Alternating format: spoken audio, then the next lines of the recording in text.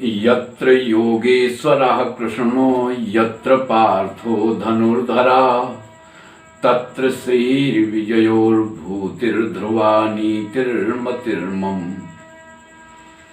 शुभ प्रभात देवियों एवं सज्जनों, कृष्ण संदेश सुधा चैनल के माध्यम से मैं धर्म प्रकाश भदौरिया गीता विश्लेषक गीता की ज्ञान गंगा में अवगाहन हेतु उपस्थित आप सभी भद्रजनों एवं सुधी जनों का हार्दिक अभिनंदन एवं कोटि कोटि वंदन करता हूं।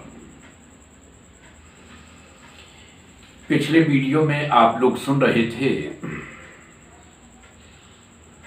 कि भगवान कृष्ण अर्जुन की शंकाओं का समाधान कर रहे हैं, क्योंकि अर्जुन का प्रश्न ये था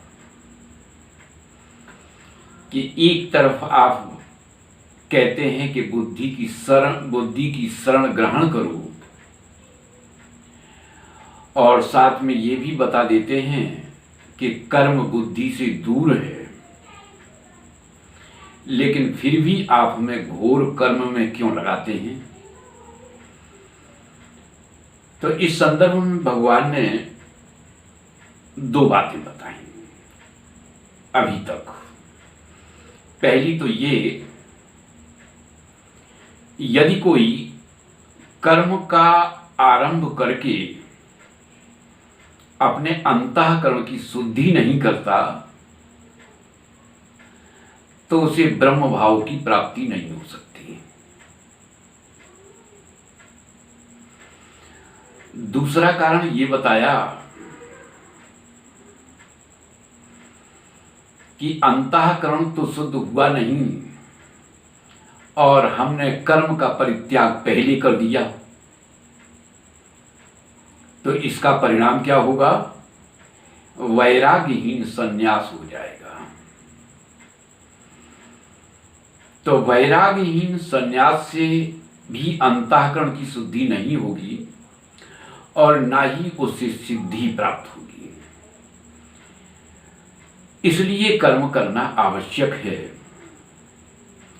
अब तीसरी बात सुनो, भगवान क्या कहते हैं। भगवान ने कहा है कि नहीं कश्चित क्षणमपि जातु तिष्ठत्य कर्म कृतो कार्यते यवसः कर्मो सर्वः प्रकृति जैर्गुणैः।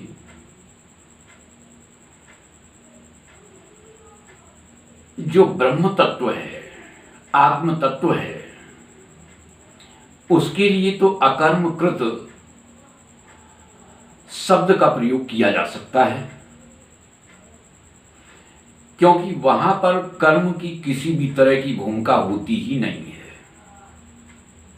परंतु नहीं कश्चित व्यक्ति विशेषा, किसी व्यक्ति विशेष के लिए ऐसा नहीं कहा जा सकता,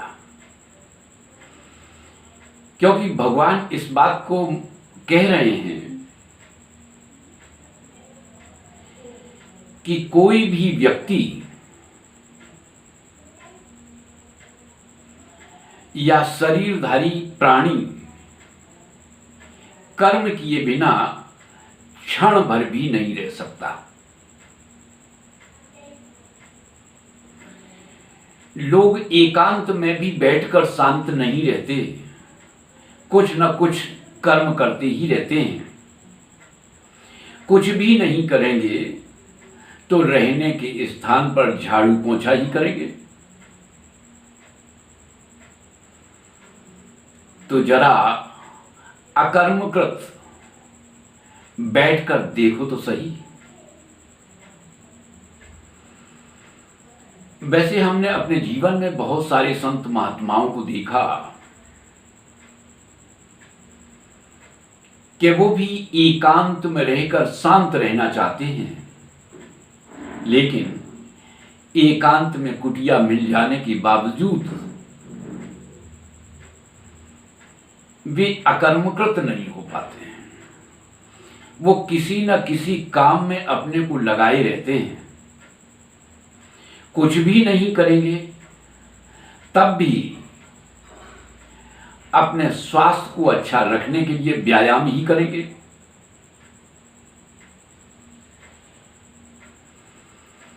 और बैठे बैठे करें भी क्या एकांत में, तो उनको देखकर हमें उस कहावत का स्मरण हुआता है कि बैठा बनिया क्या करे, इस कोठे का धान उस कोठे में करे। तो इसका अभिप्राय यही हुआ कि कर्मों का पूर्ण रूप से परित्याग करना असंभव है, इसलिए भी कर्म करना चाहिए।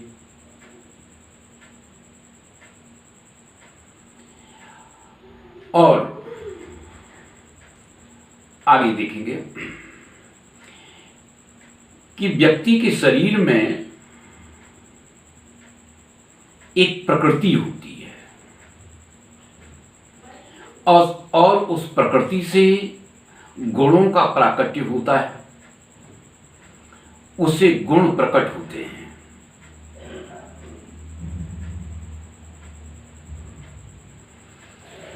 तो वो जो गुण हैं वो अपने अपने स्वभाव के अनुसार व्यक्ति को कर्म करने के लिए विवश करते रहते हैं, बाध्य कर देते हैं, मजबूर कर देते हैं। इसलिए भी व्यक्ति को काम करना चाहिए, लेकिन उसके लिए एक मर्यादा बना लेनी चाहिए कि हमें इस मर्यादा में रहते हुए कर्म करना है। तो यह तो हुई चौथी बात। अब आगे और सुनेंगे कि हमारा जो शरीर है उसमें ज्ञान और कर्म दोनों का मिश्रण है। यह शरीर केवल ज्ञान नहीं है, यह शरीर केवल कर्म नहीं है, बल्कि दोनों का मिश्रण है। तो जरा शरीर को रोक करके तो देखो, यदि हम अपने शरीर को कर्म करने से रोक देंगे तो उसकी प्रतिक्रिया क्या होगी? हमारा मन कर्म करने लग जाएगा। और मन कर्म क्या करेगा? मन वही कर्म करेगा, वही जो उसने देखा है, सुना है, उन्हीं का स्मरण करेगा। मन तो इंद्रियों के माध्यम से जो उसने देखा है, सुना है, अनुभव किया है, इन सारी बातों का स्मरण करेगा। और फिर मन तो इंद्रियों के माध्यम से अज्ञात को भी ज्ञात कर लेगा, अज्ञात का भी ज्ञान प्राप्त कर लेगा। और यदि मन अनुकूल पदार्थों की स्मृति में डूब गया तो इससे क्या होगा? इससे अनुभव होगा, और वो अनुभव भी संसार का ही होगा, परमात्मा का नहीं होगा। तो इस शरीर को किसी भी आसन के माध्यम से बांधा जा सकता है। हमने अपने जीवन में बहुत सारे आसन कर के देख लिया, और जो निष्कर्ष निकाला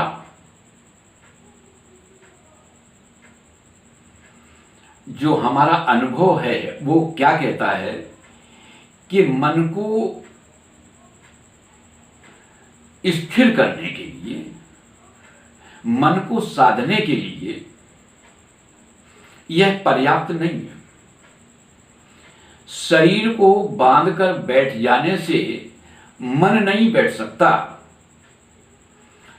मन तो स्मृति के जगत में विचरण करने लगेगा, और वह तो वही सोचेगा, उन्हीं बातों का स्मरण करेगा जो उसने देखा है, सुना है और अनुभव किया है।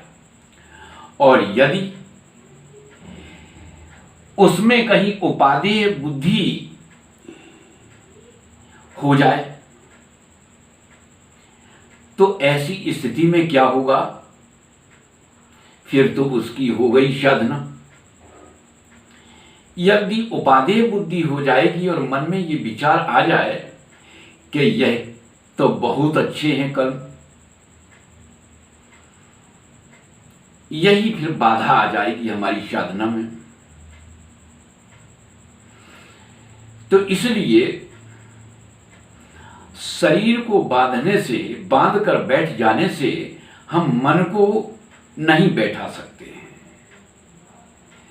तो इसलिए आगे भगवान क्या बताते हैं उसे आप सुनेंगे अगले वीडियो में। आज इतना ही। आज की वार्ता में यदि आप लोगों को आनंद आया हो तो हम आपसे अपेक्षा करते हैं कि हमारे वीडियो को ज़्यादा से ज़्यादा लाइक करें, शेयर करें, अपनी आख्या दें। और यदि आप नए हैं तो हमारे चैनल को सब्सक्राइब अवश्य कर दें। जय श्री कृष्ण।